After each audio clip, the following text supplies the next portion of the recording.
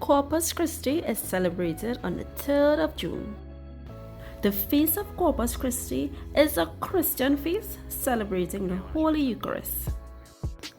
It is a liturgical celebration for Christ's death and resurrection, where Christians partake of Christ's body and blood. So Corpus Christi is primarily celebrated by the Roman Catholic Church, and in some countries where Catholicism is one of the dominant religions, and it is also celebrated as our national holiday.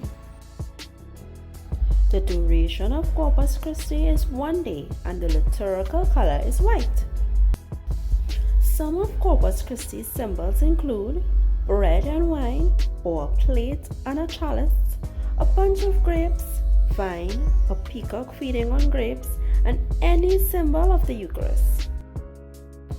In Trinidad and Tobago, Corpus Christi is the feast of celebrating the institution of the Mass. This event occurs on the first Thursday following Trinity Sunday. Observances take place in Port of Spain, San Fernando, Scarborough, and other parishes across the country. Followers of the Roman Catholic faith attend church services on Corpus Christi morning before going to processions in their own communities. However, the biggest procession is held in front of the Roman Catholic Cathedral on Independence Square, which is found in Port of Spain. Since there's often a great deal of rainfall around this time of Corpus Christi celebrations, our gardeners in Trinidad and Tobago consider this to be a good day for planting, as it is believed that anything planted on this day will thrive.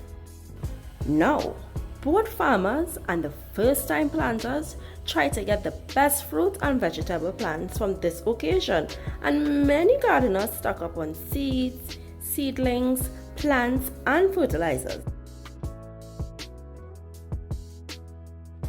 Some farmers even cry their seeds to church for a blessing.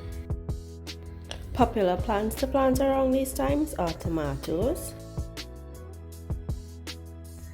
various types of peppers,